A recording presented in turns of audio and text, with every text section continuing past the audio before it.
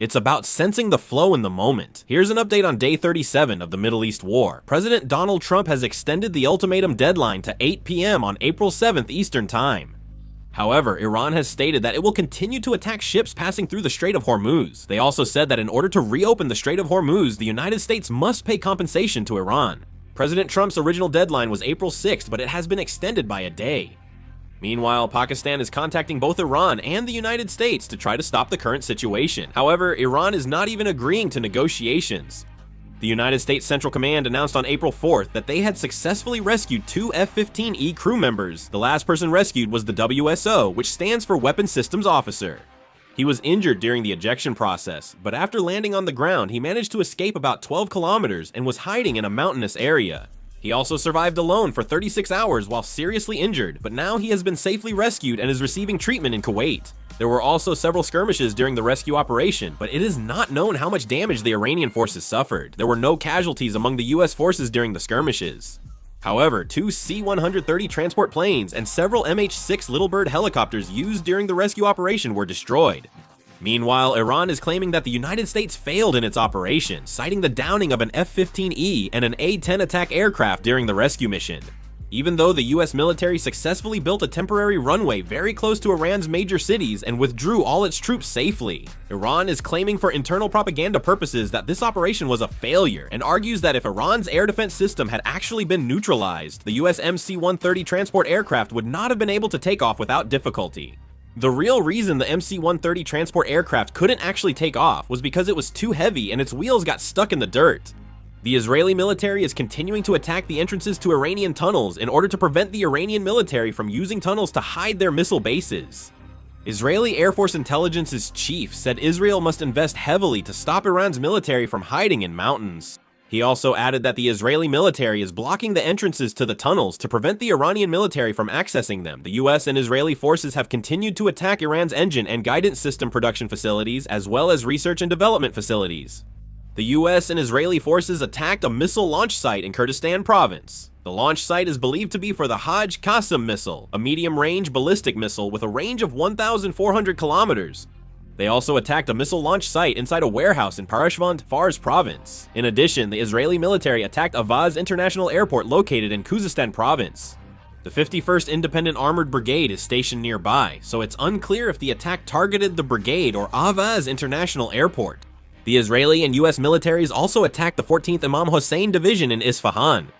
Attacks are frequent. The Israeli and US militaries killed Brigadier General Mostafa Azizi of the Iranian Revolutionary Guard in an airstrike.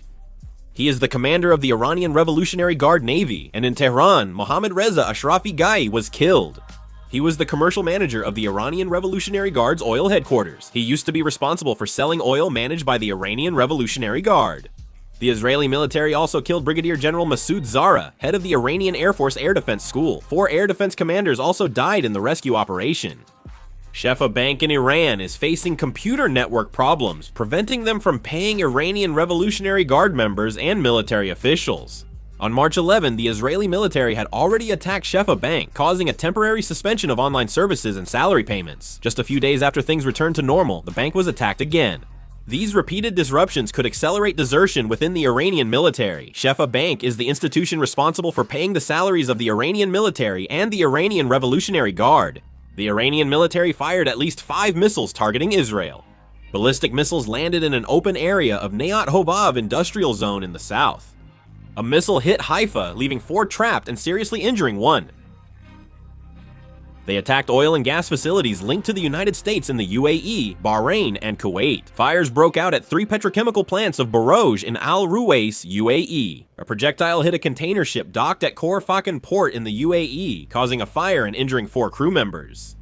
Iran also launched attacks on Bahrain, hitting several facilities of the Gulf Petrochemical Industries Company and attacking Babco's storage tanks, which caused a large fire.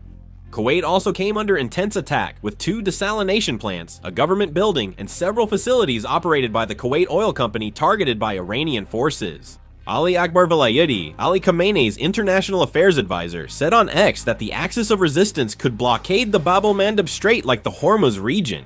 This area is where ships traverse the Red Sea and Suez Canal. A blockade here would significantly impact the global economy. Because the Houthi rebels are acting cautiously, it's unclear if this will occur. Hezbollah has launched 40 attacks on Israeli forces in southern Lebanon and northern Israel. They attacked Israeli forces with rockets and drones. There have been 6 drone attacks so far, and since drones are cost-effective, Israeli forces are struggling to respond. In addition, Hezbollah used an anti-ship cruise missile targeting an Israeli warship for the first time. Israeli media even reported that the warship was damaged. The Israeli forces are continuing to attack Lebanon. This time, they even attacked a gas station in Beirut. They also struck all the facilities supplying fuel to Hezbollah. In addition, ground operations are continuing throughout southern Lebanon, and clashes with Hezbollah forces are ongoing in various areas. They are also continuing to seize various weapons, including guided missiles and RPGs. The Israeli military says it will occupy southern Lebanon until Hezbollah is no longer a threat. Its current goal is to neutralize Hezbollah. However, Israeli military losses are also increasing over time. This concludes the war situation summary for day 37. This is the end of the video, thank you.